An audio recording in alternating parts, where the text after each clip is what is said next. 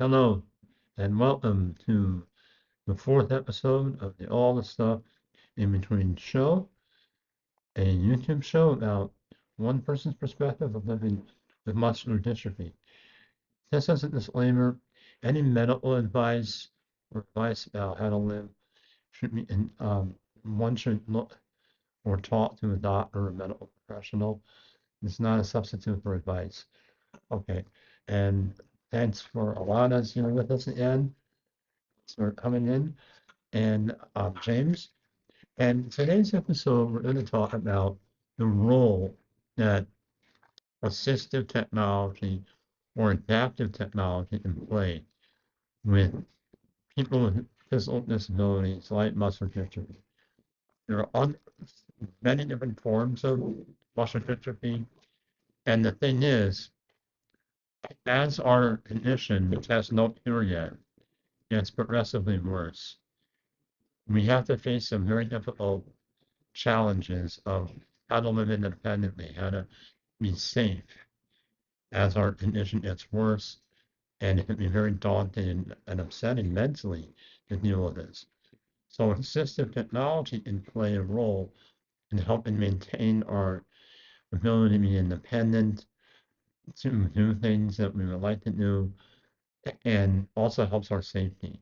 And during the last episode, we talked about the importance of wheelchairs and being able to bring a custom wheelchair on board an airplane.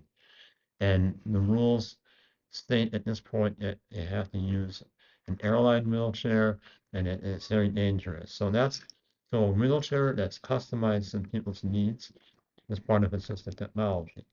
And we can go from low tech solutions to very high tech solutions. And Alana's going to help us talk about that today. Yeah, for so about being in your own home, maybe to start here. And yeah, so from the last episode, talking about the flying, using technology like in the public space, the difficulties of this, the dangers of this, which are very, very high.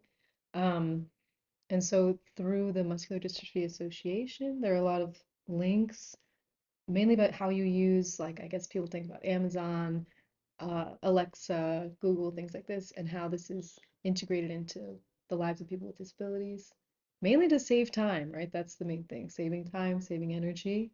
Um, like even something like a doorbell camera, like if that can save you the energy to go and see who's at the door, something Yes. like this is so simple, but um, kind of life-changing. The same way, even to put an app on your phone to turn off all your lights, like just by if that saves you, like let's say if someone has muscular dystrophy, that would take someone like half an hour to do, right? To go through the Yes. house and turn every light off. So it's like I think the concept of streamlining stuff and that now we're lucky that things are a little bit more affordable than they seem to have been a few years ago. Um, I like that there was a company out of Austin, Texas. I think it's called Improvability that kind of does it assesses for people like how you could make your house um, more tech savvy. It does installation. It kind of does an assessment for like budgeting, things like that. Um, so I like this. And so for you, have you like you live in an apartment? Right. Now, for me, my condition, knock on wood, doesn't, and I don't mean to disparage people who are in wheelchairs, but I'm just saying that I'm I'm in a kind of in a gray area of muscular dystrophy where I have trouble leaning forward and I have trouble getting up if I fall. And so I have my service dog who helps me pick up things and stabilize my walk. So I mean he's he's an service animal. It's wonderful. He's some form of assistive technology. But um, what I've done is that I place items that are close. I don't place items that I need on high shelves. And if I do my laundry, and sometimes things fall behind the washing machine, so I have a gripper that I can use. It's like I don't have the strength to pull the washing machine out. and I don't want to call maintenance to do it, wait around with them. So I just have a ripper, and if I drop something that's important, I can reach behind the washing machine and pull it, and I can use it even if I need to get something high on the shelf. I have a ripper that I bought online to wrap things securely. Is that Eh, one of the things that you like squeeze and like Yes, ah, yeah. and it's something that I learned from when I took pulmonary rehabilitation. Is to get these rippers and there are shoe horns that have long handles so that you don't have to lean forward. And I also have, just as you know, since we live in the same building, there are wood floors or laminate floors that can be very slippery. Mm, So I have no rip or socks that have treads on them. mm, And so that's a relatively inexpensive item because for me and other people who have weaknesses, it can be scary to fall and not be able to pull yourself up. And yeah. so it's a way to prevent falls.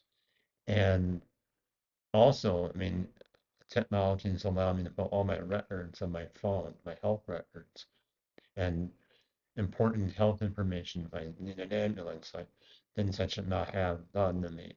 Hmm. And so it's all my records, emergency contact are on my phone. And so I can just hand a medical professional my phone and he can look at all my problems, my lungs, swallowing issues, and it's right there. Yeah, you don't have to explain it all. Yeah, because like if you're not able to talk, what are you gonna do? Right.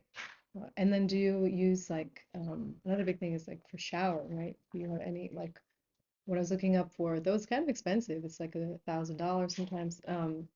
For people with more severe muscular dystrophy, sometimes the most exhausting thing is to take a shower and having to set up a way to get in and out, which is basically like using certain seats that kind of can slide you in, like handheld shower heads, like things like this, all things that are basically, it's like the gripper, like saving energy, you know?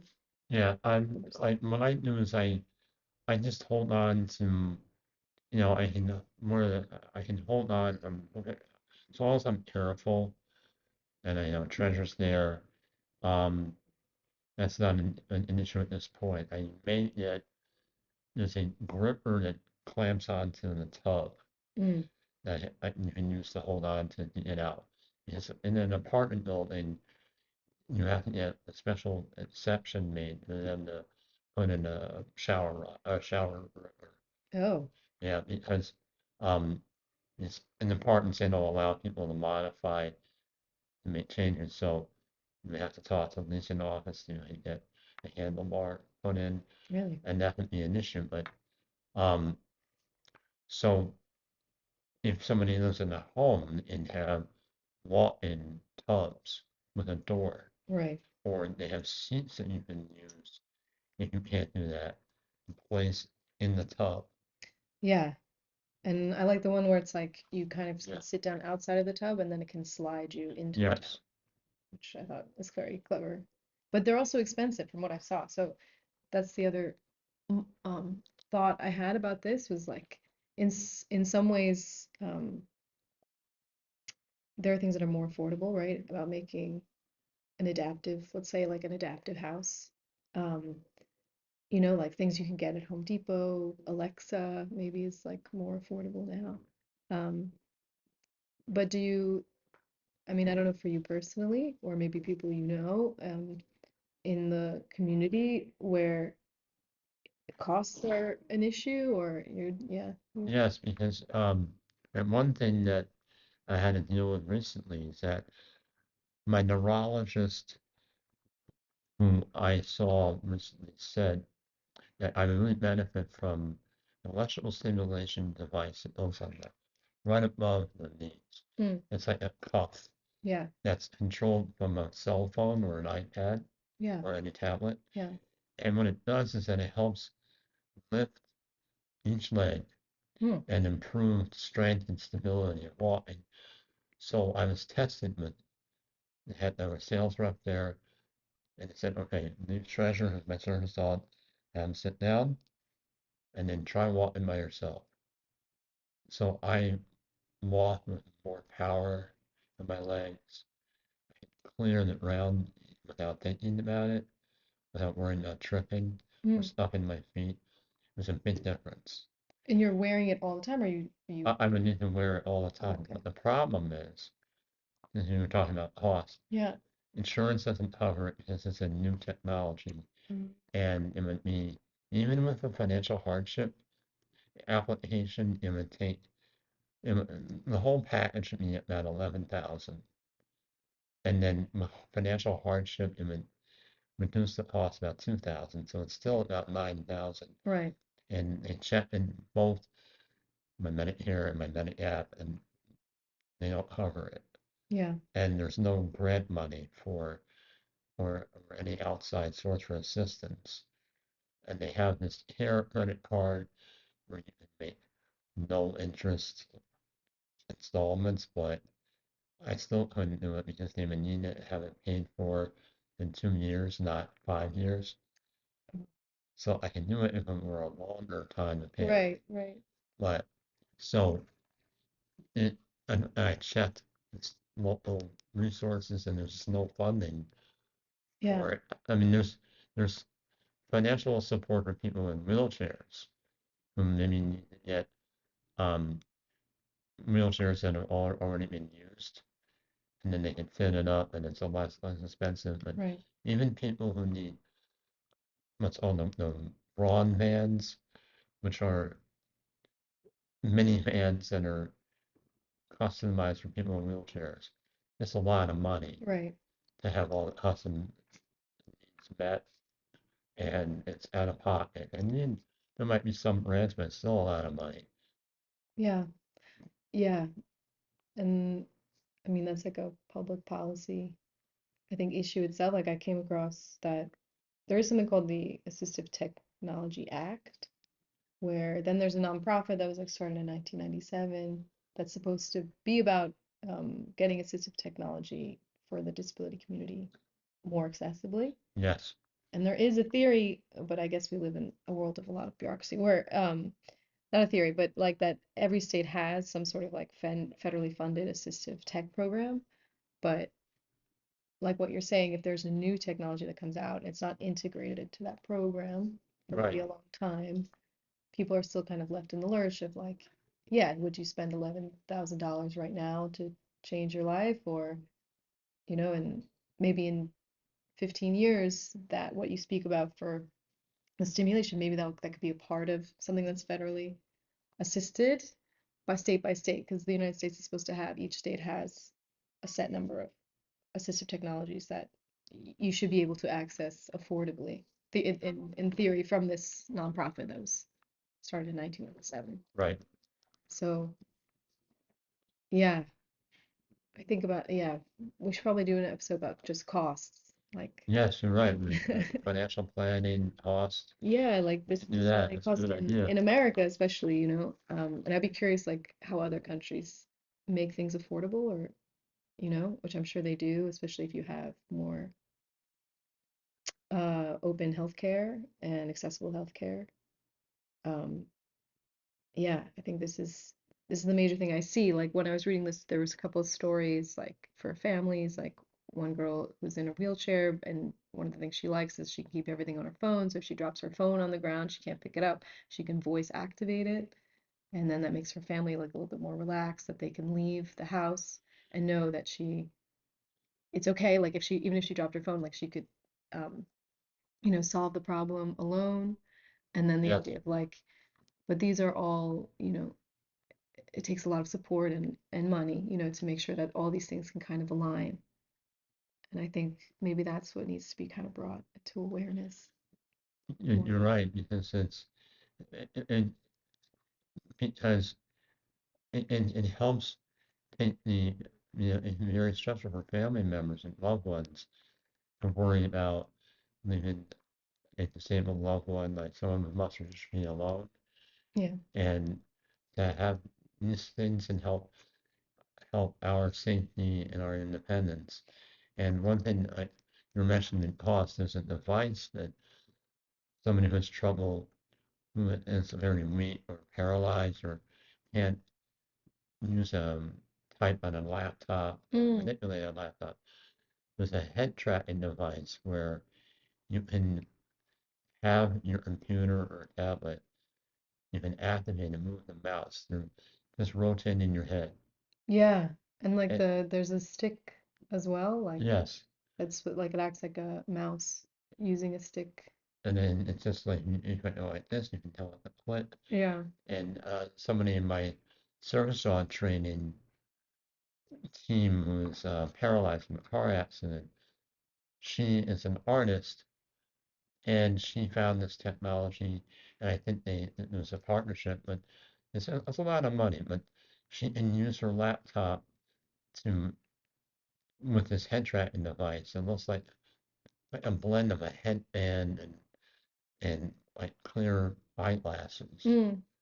that she can use the laptop to do some artwork and go online and then run her store where she sells some items Oh, cool. more efficiently and Yeah. without having to use a straw to manipulate things, to Yeah. touch things. So it's things like that offer people who may feel very upset that they can't do anything some hope. Right. So technology can help get around these problems. Yeah. And save energy Yes, and make a lot like a lot of this the streamlining of just, you know, that sort of simple. I know this is called like the sip and puff switch. yes, It's like where you basically have like a straw and then it's um attached to the computer or something like that to move the mouse around or to type, things like that.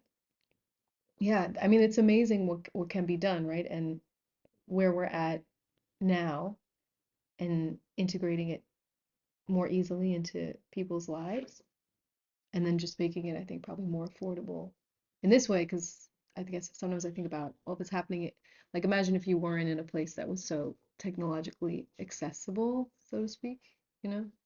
Um, that's a big problem. yeah, And so yeah, so raising awareness about how technology can help people in countries that have high tech resources, but then also being able to provide that technology to areas of the country or the world where there's a lot of poverty and there's not enough money or support for assistive technology. That's another yeah, venue or another yeah. initiative that we have to have. And maybe like what you're saying, almost like when you can reconstitute like using old wheelchairs, it's almost like a used wheelchair, and then you can keep it going, right? You know, all this because it's also all this technology is so like the idea of like throwing out technology is something we also are living in, like, right? That idea of like if you have an old phone, then you throw it out a few years ago, but you could still probably use it in this way. And it's like, how do you just spread it out? The ability, like, let's say you have there's an older wheelchair that could be used by a new person to help them Yes, in their situation. You know, maybe I think there more and more of this sort of thinking of how it's just really like a resource flow that the resources are there. It just needs to be spread out. and technology companies should offer programs where Yeah. instead of just throwing your phone away or your technology away, um, programs to help give them to people who need it. Yeah. I mean, Treasure has I would have had to spend about $600 on a custom vest or a custom harness for him. And the service dog place gave me a harness that someone in the U.S. Special Forces who was a veteran used to Mm. use. And maybe he passed away and no longer needs it. So he gave me his old harness for Treasure, and it works very well. Yeah. It saved me money, Right. and it's very durable and it's comfortable. So things like that, Yeah. I mean, very helpful to others. Yeah. And that's, making those decisions in real time, like kind of cutting through the maybe the bureaucracy of the system to just help people out. I think that's the direction we would need um in so many ways for this, I think, especially. And yeah, I mean, Do you want to mention any other tech that you use in your day-to-day life, like that keeps you kind of organized and saves you energy, saves you time? Oh, sure. Like sometimes sometimes I've used voice dictation to take notes Mm-hmm. on my computer, and I also I have an iPad where and there there are note-taking apps that can convert handwriting to text. Oh, I cool. mean, so because of my manual dexterity problems, Mm-hmm. my fine motor skill issues, I have handwriting that's just like hieroglyphic. I so if I need to take notes that are more legible, or note-taking apps that can convert handwritten text to typewritten text without having to type. Right. And it's and then sometimes when I at the last show I had as I did where I had some couple of notes from my last show and using my iPad, Mm. um, Notion, Notability, which are apps that and are very efficient, help people brainstorm, and it also saves paper too. Yeah. That's you use it, yeah, you must use your notes app like a lot Yeah, day to day. It's yeah, and I mean you're also an artist, so and I do digital art on my laptop, and it's easier to do it than doing a painting. Painting just has a different feeling to it, but because with canvases, sometimes I have limited space, and picking up the right canvas at an art store, not online, is what I need to do sometimes. It's hard to put everything in the vat for mm, my disability. So digital art makes it easier for me to do art with less clutter. mm, yeah, unless like having to Yes, logistically. That's but when you say it feels different, like you paint by hand sometimes, and yes. oh, that's cool. How would you say it feels so different? Like it's just like more It's more tactile. Yeah, tactile, yeah. and it's kind of like I can I can I can see the gradations and the texture of the painting. Hmm. That from a distance you may not see, but up close I can see subtleties in what I'm doing. Hmm. And but because of my disability, I have back strain. I have to either sit down and do the art or stand up if I need to do it, then sit down again. But visual arts is not as it doesn't have that blood, sweat, and tears aspect to it, but it still is easier with my condition to do it. Yeah. And are you using a mouse or are you using the I with this there's a tablet that I attach, so Wacom tablet with its Mhm. own pen, Oh, and then there's a software I attach to this, and digital artists use it, and amateurs use it, and then the very expensive ones are for people who are in Hollywood who use these tablets for computer graphics, animation, okay. but and they have their own software, and they mimic things like um, charcoal effects, Hmm. spray paint effects, oil effects. Hmm. So they have all these complicated features that you can use to mimic Hmm. what you would do in the real world. Right.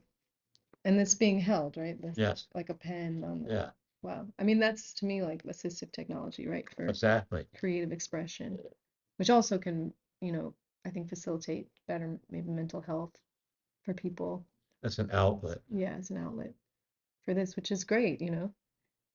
And I'm sure we'll do an episode on your artwork, I think at some point. I think that'd be Yes, nice. Yeah. definitely we will. Yeah. Wow. Um, and I think to add, I don't know. I think it's good to know like how tech is kind of streamlining people's lives. I think with people with disability, especially muscular dystrophy, that's what I took away from researching about it.